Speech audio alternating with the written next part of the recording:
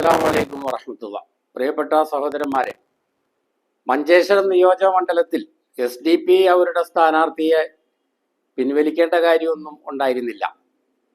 ഈ BJPയെ തോൽപ്പിക്കുക എന്നുള്ളത് മുസ്ലിങ്ങളുടെ മാത്രം ആവശ്യമാണ് എന്നുള്ള ഒരു സങ്കല്പം നിലനിൽക്കുന്നിടത്തോളം കാലം ഇന്ത്യ രാജ്യത്ത് RSSനും BJPക്കും ഒരു ചുക്കും വരാനില്ല.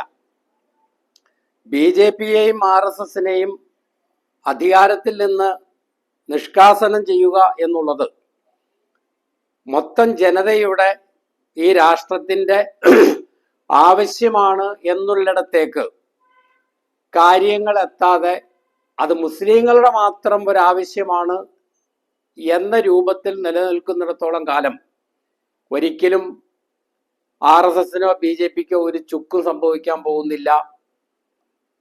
സംഘപരിവാര ശക്തിപ്പെടുകയേ ഉള്ളൂ. അമേരിക്കയെ എതിർക്കുക എന്നുള്ളത് മുസ്ലിങ്ങളുടെ മാത്രം ആവശ്യമാണ് എന്ന ഒരു ആശയം, എന്ന ഒരു സങ്കല്പം, അങ്ങനെ ഒരു സിദ്ധാന്തം നിലനിൽക്കുന്നിടത്തോളം കാലം അമേരിക്കൻ സാമ്രാജ്യത്വത്തിനും ഒന്നും സംഭവിക്കാൻ പോകുന്നില്ല എന്ന് പറയുന്നത് പോലെയാണ്.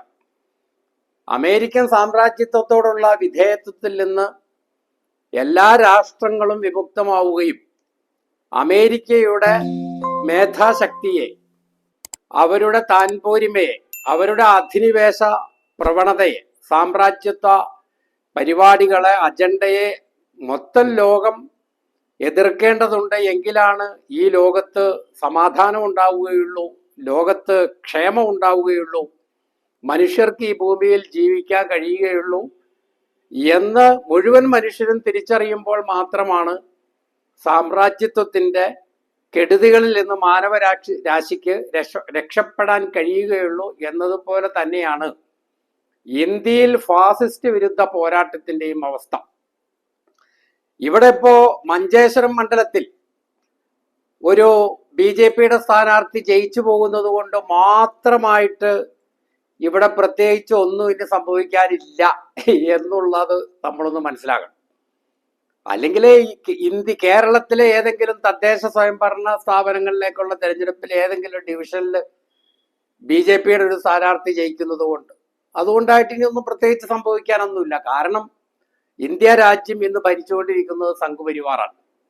അപ്പൊ ആ കൂട്ടത്തിൽ മഞ്ചേശ്വരത്ത് പാക്കാൻ മന്നെ, നേമത്ത് പാക്കാൻ മന്നെ, പാലക്കാട് പോക്കാച്ചി വന്നെ എന്ന് പറഞ്ഞ് മതേതര പ്രമാണിമാര്, മതേതര കുടിലന്മാര് മുസ്ലിം രാഷ്ട്രീയത്തെ കൊണ്ട് മുസ്ലിം രാഷ്ട്രീയ പാർട്ടികളെ കൊരങ്ങ് കളിപ്പിക്കുന്ന ഈ പരിപാടി ഉണ്ടല്ലോ, അതിൽ യാതൊരു കാര്യമില്ല. അത് മുസ്ലിങ്ങൾ തിരിച്ചറിയേണ്ടതുണ്ട്. ഇപ്പൊ തൽക്കാലം വെൽഫെയർ പാർട്ടി UDFന്റെ കോലായില് ഒരു കീറപ്പായ കിട്ടിയതിന്റെ നിർവൃതിയിൽ അങ്ങനെ കഴിഞ്ഞുകൂടുകയാണ്. എന്നാൽ PDP, INL തുടങ്ങിയ പാർട്ടികളോട് ഈ മതേതര യജമാനന്മാര്, അത് UDF ആകട്ടെ LDF ആകട്ടെ, കാലാകാലങ്ങളിൽ കാണിച്ചിട്ടുള്ള അതേ അനീതിയും വഞ്ചനയും ഈ വെൽഫെയർ പാർട്ടിയോടും SDP-യോടും തുടരാൻ തന്നെയാണ് ഇവരുടെ ഭാവം. ഇവിടെ അവര് വിചാരിച്ചിട്ടുള്ളത് ഈ മുസ്ലിം രാഷ്ട്രീയ കൂട്ടായ്മകളൊക്കെ, പ്രത്യേകിച്ചും ബദൽ മുസ്ലിം രാഷ്ട്രീയ പാർട്ടികൾ, അല്ലെങ്കിൽ മുസ്ലിം ലീഗ് ഏതര മുസ്ലിം പാർട്ടികൾ, മുസ്ലിം ലീഗ് ഏതര മുസ്ലിം രാഷ്ട്രീയ പാർട്ടികൾ, ഇവരൊക്കെ മണ്ടന്മാരാണെന്നും അവരെ എല്ലാ കാലഘട്ടത്തിലും പറ്റിച്ച് തങ്ങളുടെ കാര്യം കാണാൻ സാധിക്കുമെന്നുമാണ് ഈ മതേതര പ്രമാണിമാര്, ഈ CPMകാരും കോൺഗ്രസ്സുകാരും ഒക്കെ ധരിച്ചിട്ടുള്ളത്. അത് പൊളിച്ച് കയ്യിൽ കൊടുക്കുക എന്നുള്ളതായിരിക്കണം ഈ ബദൽ മുസ്ലിം രാഷ്ട്രീയ ശക്തികളുടെ ഒന്നാമത്തെ മുൻഗണന എന്ന് പറയുന്നത്. INL എന്ന പാർട്ടിയെ രൂപീകരിച്ചതും അതിന് ഭരണഘടന ഉണ്ടാക്കിയതും അതിന്റെ പതാക രൂപകൽപ്പന ചെയ്തതും പോലും അന്നത്തെ CPMന്റെ നേതാവായിരുന്ന സഖാവ് ഹർകിഷൻ സിംഗ് സുർജിത്തിന്റെ മാർഗദർശനത്തിന് കീഴിലാണ്. പാവം ഇബ്രാഹിം സുലൈമാൻ സേട്ട് ആ പാർട്ടി ഉണ്ടാക്കിയതിന് ശേഷം അദ്ദേഹത്തോട് ക്രൂരമായ വഞ്ചനയാണ് CPM കാണിച്ചത്. ഇന്നിപ്പോൾ BJP ജയിച്ചു കളയും എന്ന് പറഞ്ഞ മഞ്ചേശ്വരത്ത് വന്ന് കിടന്ന് കരഞ്ഞ മുസ്ലിം ലീഗുകാർ ആ കാലഘട്ടത്തിൽ ശിലാന്യാസം നടത്തുന്നതിനും ബാബരി മസ്ജിദ് പൊളിക്കുന്നതിനും ഒത്താശ ചെയ്ത കോൺഗ്രസിന്റെ കൂടെ ഭരണത്തിന്റെ സുഖസൗകര്യങ്ങൾ നുകരുകയായിരുന്നു.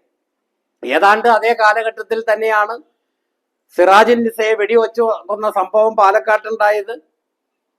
അപ്പൊ ഇങ്ങനെയെല്ലാം കിടക്കും. പക്ഷെ ഇങ്ങനെയൊക്കെ ആയിരിക്കുമ്പോൾ തന്നെ BJP-യെ പോലെയല്ല കോൺഗ്രസ്, BJP-യെ പോലെയല്ല CPM എന്നുള്ള ഒരു സമവാക്യം, അങ്ങനെ ഒരു കാഴ്ചപ്പാട് കൊണ്ടു നടക്കാൻ നമ്മൾ നിർബന്ധിതരാണ്. കാരണം എല്ലാവരെയും ശത്രുക്കളായി കാണുക എന്നുള്ളത് ഒരു പ്രായോഗികമായ രീതിയല്ല.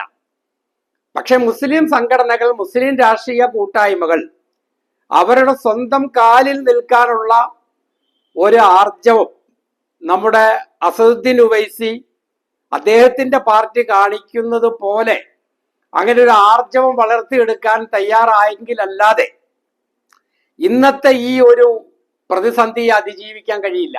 അതിന് കുറച്ച് ഉവൈസി കേൾക്കുമ്പോൾ തന്നെ അസദുദ്ദീൻ ഉവൈസിനെ പറ്റി പറയുന്നുണ്ടല്ലോ, അദ്ദേഹം BJP-യുടെ B ടീമാണ്. അപ്പൊ അതുപോലെ തന്നെ വെൽഫെയർ പാർട്ടിയെ പറ്റി ചിലപ്പോൾ പറഞ്ഞു എന്ന് വരും, SDPI-നെ പറ്റി പറഞ്ഞു എന്ന് വരും, PDP-യെ പറ്റി പറഞ്ഞു എന്ന് വരും.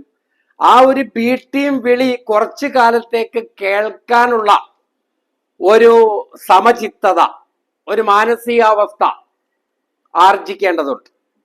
എന്നിട്ട് ഇവർ എങ്ങനെയാണോ ഈ ബദൽ മുസ്ലിം രാഷ്ട്രീയ ശക്തികളെ കുരങ്ങ് കളിപ്പിച്ചുകൊണ്ടിരിക്കുന്നത്, കുറച്ച് അങ്ങോട്ട് കുരങ്ങ് കളിപ്പിക്കാൻ കഴിയണം. എങ്കിൽ മാത്രമാണ് ഇതിലൊരു മാറ്റം വരികയുള്ളൂ. വേണമെന്ന് വിചാരിച്ചാൽ CPM വിചാരിച്ചാൽ അവർക്ക് തന്നെയാണ് SDPI-യോടുള്ള അല്ലെങ്കിൽ വെൽഫെയർ പാർട്ടിയോടുള്ള PDP-യോടുള്ള ഈ പൊതു രാഷ്ട്രീയ സമൂഹത്തിന്റെ അസ്പൃശ്യത മാറ്റിയെടുക്കാൻ കഴിയുക.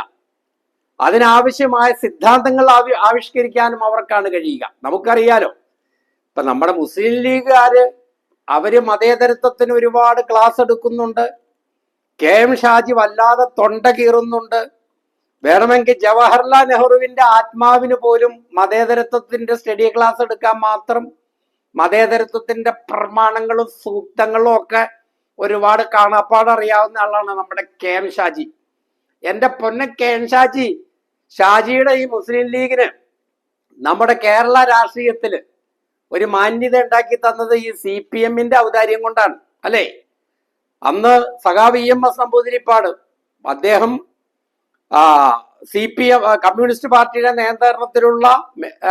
നേതൃത്വത്തിലുള്ള മുന്നണിയിൽ മുസ്ലിം ലീഗിനെ എടുത്തതോടുകൂടിയാണ് അന്നേ വരെ ഉണ്ടായിരുന്ന മുസ്ലിം ലീഗിനോടുണ്ടായിരുന്ന അസ്പൃശ്യത, മുസ്ലിം ലീഗ് ഒരു വർഗീയ പാർട്ടിയാണ്, സാമുദായിക പാർട്ടിയാണ്, തൊടാൻ കൊള്ളാത്തവരാണ്, തീണ്ടാപ്പാടകലം നിർത്തേണ്ടവരാണ് എന്നുള്ള അവസ്ഥയ്ക്ക് മാറ്റം വന്നത്. ഇന്നിപ്പോൾ കോൺഗ്രസ് അവരെ വിടുന്നില്ല. കാരണം CPM മുസ്ലിം ലീഗിന്റെ അസ്പൃശ്യത മാറ്റിയെടുത്തു. അന്ന് മുസ്ലിം ലീഗിലെ മുസ്ലിയാക്കന്മാരോ തങ്ങന്മാരോ ആരും പറഞ്ഞില്ല കമ്മ്യൂണിസം ഹറാമാണ്, കർലാവിയുടെ ഫത്വയുണ്ട്, കമ്മ്യൂണിസം ഹറാമാണ് അലൽ മുസ്ലിമീന, മുസ്ലിങ്ങളുടെ മേൽ, കമ്മ്യൂണിസമാകുന്നത് കൽ കൽബി, പട്ടിയെ പോലെയാകുന്നു. ആ പട്ടി തൊട്ടാൽ ആ തൊട്ടതായിരിക്കുന്ന പാത്രം നിങ്ങൾ 7 പ്രാവശ്യം കഴുകണം.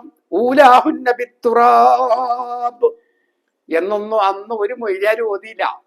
ഒന്നാന്തരായിട്ട് CPM-ന്റെ കൂടെ കമ്മ്യൂണിസ്റ്റ് പാർട്ടിയുടെ കൂടെ ചേർന്ന് മുസ്ലിം ലീഗ് അങ്ങ് ത്വാഹിറായി തീർന്നു, ശുദ്ധമായി തീർന്നു, പരിശുദ്ധമായി തീർന്നപ്പോ കോൺഗ്രസ് പയ്യ നിങ്ങൾ ഇങ്ങോട്ട് പോരോടാ പിള്ളേരെ, ഗ്രാഹങ്ങളെ നിങ്ങൾ ഇങ്ങോട്ട് പോവാ, നിങ്ങൾ അവിടെ നിൽക്കേണ്ടവരെല്ലാന്നും പറഞ്ഞ് കൊള്ളാവുന്ന രീതിയിൽ മുസ്ലിം ലീഗിനെ കോൺഗ്രസ് അക്കോമഡേറ്റ് ചെയ്തു, അവർക്ക് പുനരധിവാസം കൊടുത്തു.